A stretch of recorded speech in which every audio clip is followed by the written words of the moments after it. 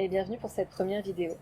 On se retrouve dans un contexte un petit peu particulier de pandémie et de confinement, où je vois autour de moi fleurir plein de belles initiatives, plein de beaux partages.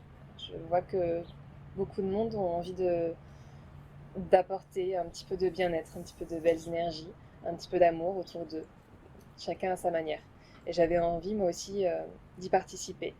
Et ma façon à moi de le faire sera de partager des vidéos de yoga et de méditation, puisque c'est ça qui me tient à cœur, c'est ça qui me fait vibrer. Je suis ici coincée au Brésil car j'étais en voyage en Amérique latine quand toute cette pandémie est arrivée. Donc pardonnez-moi pour éventuellement les problèmes de son ou de changement de lumière. Je fais ça au mieux, mais c'est pas forcément les meilleures conditions. En tout cas, sachez juste que je le fais avec le cœur et j'espère vraiment pouvoir vous apporter quelque chose dans cette période. Avant toute chose, donc, je vais vous partager des cours de yoga. Forcément, ce ne sera pas la même chose que les cours que je peux donner en direct, mais je vois que plein de gens se mettent au yoga, plein de gens se mettent à pratiquer plus, et je vois plein de gens en fait commencent à prendre soin d'eux. Le temps a ralenti et les gens commencent vraiment à revenir. Et le yoga, je pense que c'est vraiment une bonne chose pour ça. Le yoga, pour moi, quand on pratique les asanas, la respiration, les pranayamas, c'est vraiment un moment où on va revenir à soi. On va prendre du temps pour prendre soin de soi. Et c'est une priorité. C'est une priorité qui devrait être dans notre vie. Et quand on pratique, c'est quelque chose qu'on doit toujours se souvenir. On est là pour soi, pour s'apporter quelque chose, pour se faire du bien. Un moment de bien-être.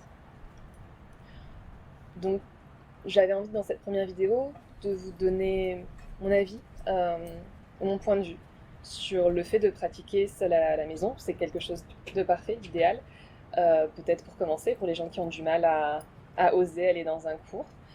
Mais en même temps, il n'y a personne qui sera là pour vérifier si tout va bien, si vous faites bien la posture. Après, que vous la faites bien ou mal, c'est pas ça le problème, mais peut-être qu'on peut mal la faire dans un sens où on pourrait se blesser. En yoga, on ne doit jamais avoir mal. C'est vraiment une des premières règles à réfléchir, à penser quand on pratique, que ce soit en cours ou chez soi. Le yoga ne fait pas mal. On sent qu'on peut aller à sa juste limite. On sent que ça doit travailler. Évidemment, le corps se réveille. Évidemment, on découvre des sensations dans des endroits qu'on n'imaginait même pas où on avait des muscles. Mais ça ne doit pas faire mal. Si on sent que ça tire trop, si ça picote, si ça brûle, c'est qu'on a été trop loin et on revient un petit peu. Il y a toujours différentes étapes pour entrer dans une posture. On revient un petit peu en arrière. C'est vraiment, je pense, une des bases.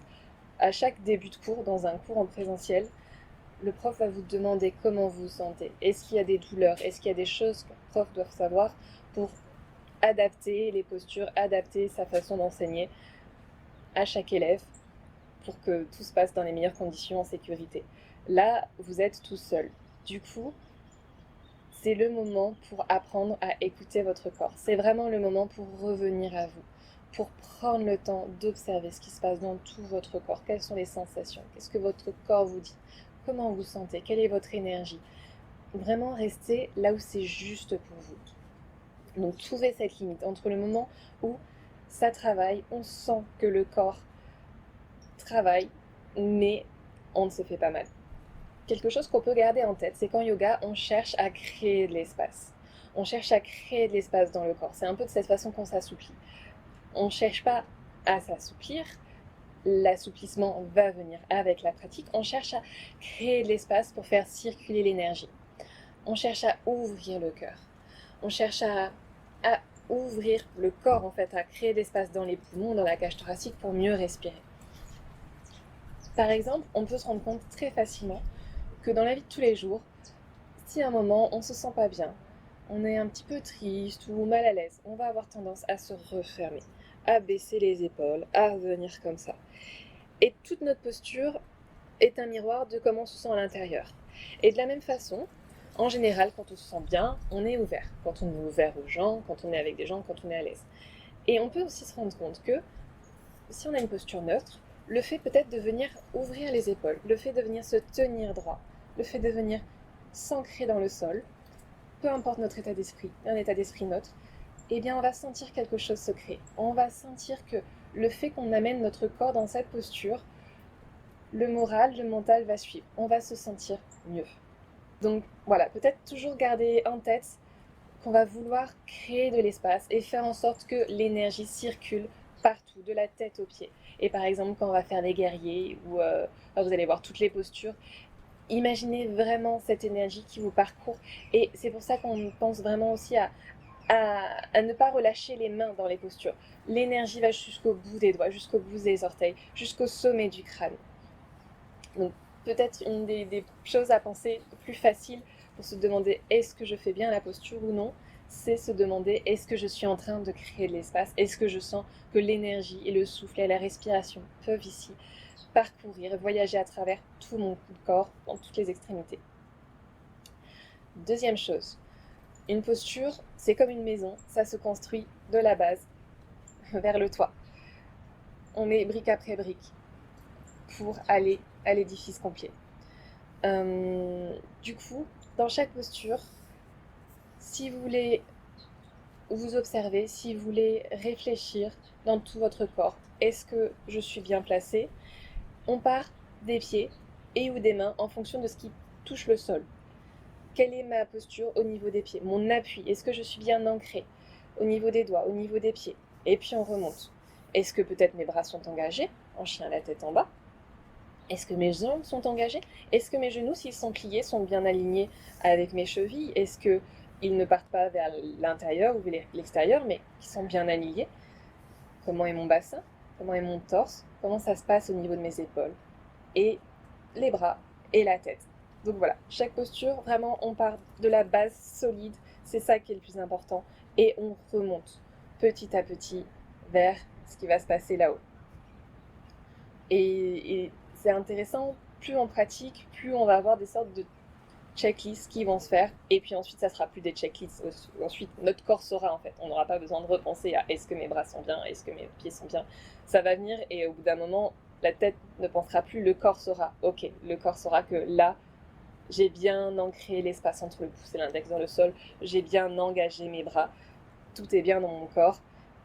Et je suis en train de construire une posture solide avec des bases, des fondations solides.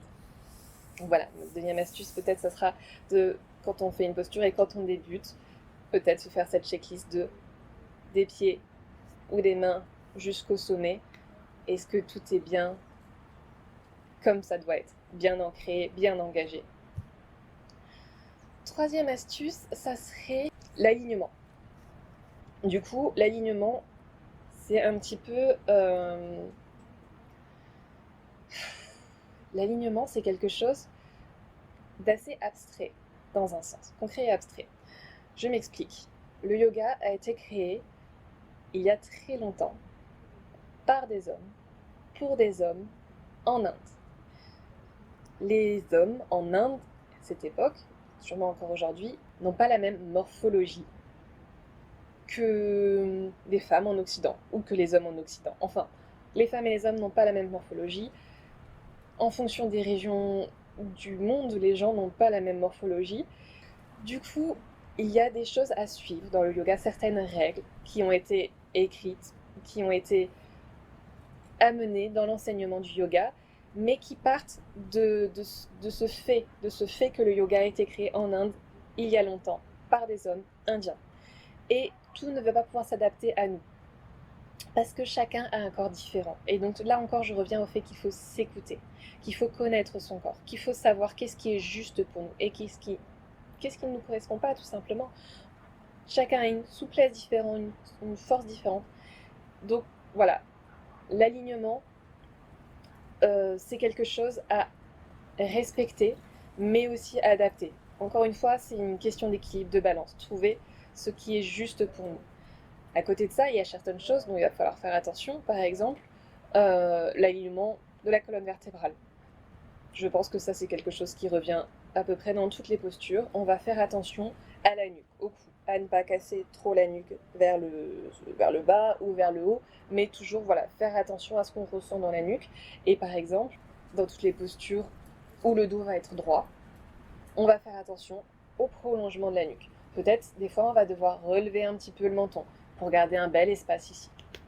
Je pense au demi-pont ou à la posture du sphinx, où on va faire attention à ne pas casser la nuque. En général, dans toutes les postures de guerrier, ou les fentes hautes, les fentes basses, on va faire attention à ce que les genoux ne rentrent ni vers l'intérieur, ni vers l'extérieur, pas vers l'extérieur. On va faire attention à ce que les genoux soient alignés avec le deuxième orteil du pied, qui soit bien dans le prolongement de la cheville. Dans la posture du pigeon, dans la posture du sphinx, on va aussi vérifier l'alignement des chevilles avec les tibias et les pieds, pareil, que les pieds ne partent pas en dehors ou en dedans. Une dernière chose à laquelle on peut penser quand on est en train d'apprendre à pratiquer le yoga, c'est qu'on construit sa force. Et je pense qu'une force qui est importante dans quasiment toutes les postures de yoga, c'est la force du centre du corps. En fait, l'engagement de la sangle abdominale. Là encore, ça va être quelque chose, de toute manière, ça va avec la respiration aussi, parce qu'on va respirer dans le ventre beaucoup, on va respirer dans les côtes, dans le dos, ramener beaucoup d'attention à cette partie du corps. Souvent, je donne l'exemple pour engager le bas du ventre, parce qu'on essaie vraiment d'engager tous les muscles et les muscles les plus profonds de la sangle abdominale. On imagine qu'on a une petite fermeture éclair en bas du ventre, qu'on va remonter, qu'on va zipper vers le haut, pour vraiment engager le bas-ventre. On va essayer de ramener les côtes vers l'intérieur. On va essayer de ramener le nombril vers l'intérieur et vers le haut. L'engagement de la sangle abdominale, elle est importante et elle va vous aider à aller plus loin dans les postures. Et elle est particulièrement importante dans toutes les postures de flexion arrière. Toutes les postures où on va un petit peu cambrer le dos. Dans ces postures-là, les choses qui me viennent en tête, c'est vraiment continuer à imaginer qu'on veut créer de l'espace. Donc on veut d'abord allonger la colonne vertébrale et ensuite venir en flexion arrière. Et à ce moment-là, on engage bien le ventre pour protéger le dos. Je viens de penser aussi par rapport aux torsions, la même chose. On allonge d'abord on crée de l'espace et ensuite on part en torsion. Voilà, je crois que c'est mes recommandations pour pratiquer le yoga avec le maximum de sécurité chez soi. Donc en premier, pensez qu'on veut créer de l'espace, allonger la colonne, créer de l'espace pour respirer, pour faire circuler l'énergie.